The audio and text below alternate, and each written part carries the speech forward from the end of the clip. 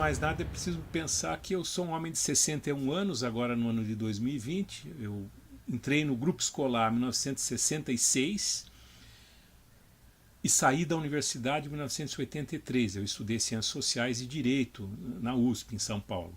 Então a minha vida toda escolar, desde o primeiro ano do grupo até concluir o ensino superior, foi feita sob uma ditadura no Brasil. Uma ditadura que teve diferentes fases, como se sabe, não, mas e que eu vivenciei toda ela nesses meus anos de formação. Então eu lembro muito bem disso. Eu lembro da euforia da Copa do Mundo de 1970. Eu me lembro das canções favoráveis à ditadura que tocavam na televisão, né? Eu te amo, meu Brasil, eu te amo, ninguém segura a juventude do Brasil. Mas eu lembro também das canções de protesto, as canções como Caminhando, né? Caminhando e cantando e seguindo a canção. Vem, vamos embora, que esperar não é saber. Quem sabe faz a hora, não espera acontecer. Então a minha geração viveu sob a ditadura e aprendeu a pensar os problemas sociais e políticos nessa época, dentro desse contexto da ditadura em que a reflexão política, a vivência política estava muito permeada por questões culturais.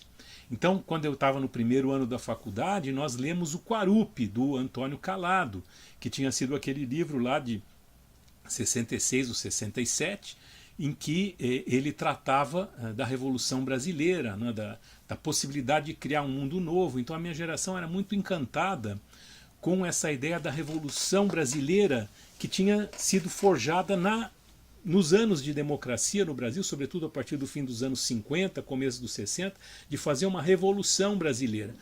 A palavra revolução era tão legítima que o próprio golpe de 64 se auto-intitulou Revolução de 64.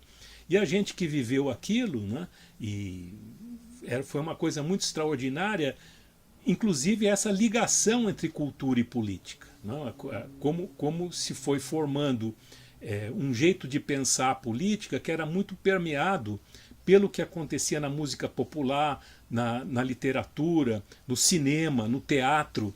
Então, se vocês pegam os meus anos da universidade, ali no fim dos anos 70, vários grupos políticos tinham nomes de canções populares, era Refazendo, Caminhando e assim por diante. Então havia para pensar a política, havia quase que um jeito muito próximo, que era também pensar o mundo da cultura.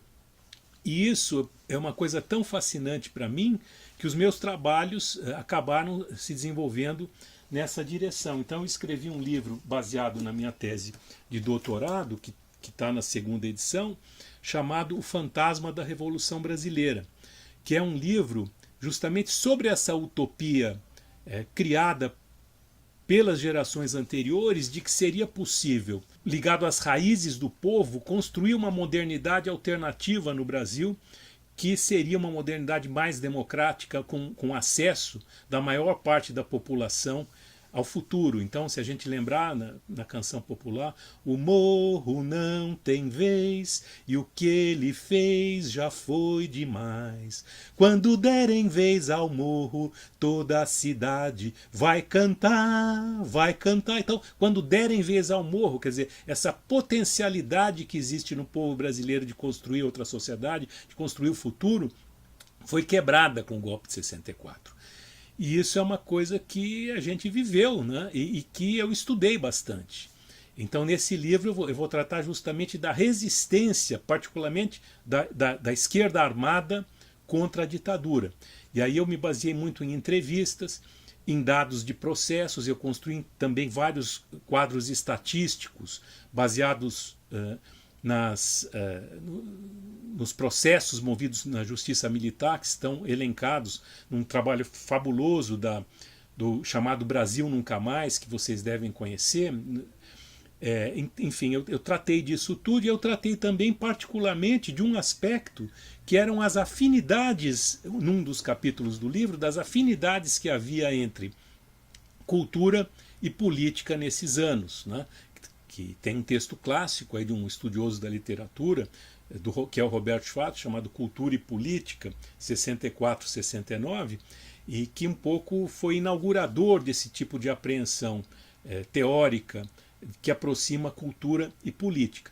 E isso é uma coisa que dizia muito respeito a mim, e foi um dado que foi muito elogiado, eu me empolguei e acabei escrevendo um outro livro chamado, que também está na segunda edição da editora Unesp, assim como o primeiro, né, O Fantasma da Revolução, Em Busca do Povo Brasileiro, também trata especificamente das afinidades de como se construiu uma esquerda brasileira organizada em uma miríade de organizações políticas e de como isso tinha conexão com o que se passava no mundo do teatro, no mundo do cinema, das artes, no mundo da literatura, né? Eu repito de novo que eu falo sempre para os alunos, para entender a cabeça dessa geração, desse pessoal que foi derrotado em 64, que partiu para a resistência depois, inclusive no limite da luta armada, é preciso ler o romance Quarupi, do Antônio Calado. Então, e esse tema volta, né? Então, no meu livro Brasilidade Revolucionária, eu trato justamente dessa utopia de construir uma sociedade brasileira para o futuro, recuperando e valorizando o chamado povo brasileiro, né? Como se dizia na época. Um projeto que foi derrotado em 64 e mais ainda depois do Ato Institucional número 5 em dezembro de 68.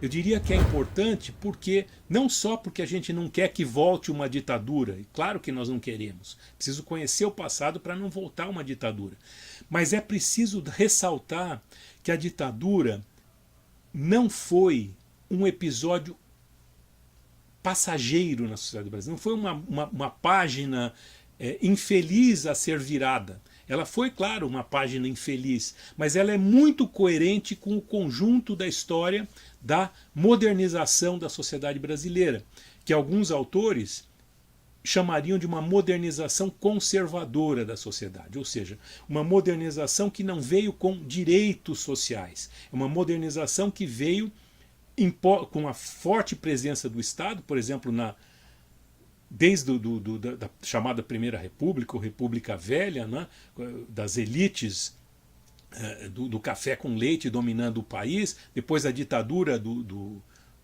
Getúlio Vargas e depois a ditadura militar, ou seja, uma modernização, uma urbanização e uma industrialização da sociedade brasileira feita sob regimes de força, com poucos direitos para os cidadãos, né? Houve um intervalo relativamente democrático aí entre 45 e 64, que foi o que permitiu aflorar todo esse florescimento cultural que aconteceu no Brasil, sobretudo a partir do fim dos anos 50 e nos anos 60, com a utopia da chamada Revolução Brasileira. Ora, é importante então entender a ditadura não como só essa página de virada, mas como algo fundamental de um processo que o Florestan Fernandes chamou no livro dele A Revolução Burguesa no Brasil de autocracia burguesa. Quer dizer, a burguesia brasileira está ligada ao capitalismo internacional e ele coloca a maneira fundada, a maneira com que se construiu essa modernização capitalista no Brasil é muito fundada nas nossas raízes escravocratas, de ausência de direitos. E é preciso, então, pensar a ditadura, na esteira do Florestan Fernandes, a ditadura foi o que ele chamou de coroamento da Revolução Burguesa no Brasil, que foi chamado da autocracia burguesa. Então, a constituição da sociedade brasileira é profundamente antidemocrática. Então, por exemplo, se vocês olham um livro que eu ajudei a organizar com o Daniel Arão Reis e o Rodrigo Pato Samota, chamado A Ditadura que Mudou o Brasil, ela mudou nesse sentido, né, do Lampedusa, que vocês conhecem também da literatura, falando da Itália, né? É preciso mudar para que nada se transforme. Então você tem no Brasil essas classes dominantes, essas elites que vêm desde o escravismo, que vão se transformando sempre autocraticamente de maneira a manter o poder e de manter o povo longe do poder. Então nós vamos ter o último capítulo dessa história, nós vimos aí com o impeachment, que foi um golpe jurídico, midiático e sobretudo parlamentar. Nós vimos com o atual governo, que é saudoso da ditadura, né? Então essa ditadura não foi, infelizmente, uma página que a gente virou. Falar da ditadura é falar de hoje. Então nesse livro, os vários artigos que compõem o livro mostram como a gente não entende a sociedade brasileira sem entender como ela se enraizou nesses momentos da ditadura, inclusive a chamada indústria cultural que nós temos no Brasil e que é tema de estudos de vocês. Então, eu diria, é preciso entender a ditadura porque ela não é só uma coisa que está no passado, ela está no nosso presente. Ela está no nosso presente, inclusive na interiorização que se dá por parte, muitas vezes, de camadas amplas do povo, né, de uma mentalidade autoritária, de uma mentalidade autocrática, de uma ausência de direitos, né? Então, eu diria que pensar a ditadura é pensar o presente, é pensar a nossa história, é pensar como se construiu esse país, é pensar que é possível, no entanto, ou são possíveis alternativas, que nós temos uma riqueza cultural do povo, nós temos uma riqueza do próprio país, nós temos condições de criar uma outra sociedade no Brasil que rompa com essa arquitetura da destruição autoritária, bárbara, né? Para usar outro termo do Florestan Fernandes, esse capitalismo selvagem que nos devora, né? É preciso, o Brasil tem potencialidade de construir um outro tipo de sociedade que não seja autoritário e que permita que as pessoas se realizem plenamente, e essa realização se dá muitas vezes no âmbito da literatura, do cinema, do teatro, e por isso que também é tão importante a gente estudar essas utopias que se criam nas artes. E então eu com isso encerro aqui e digo a vocês para continuarem estudando a ditadura, a literatura, as conexões entre cultura, arte, política no Brasil. Obrigado, um abração para vocês aí em Brasília, todo mundo que vai acessar por aí afora esse programa.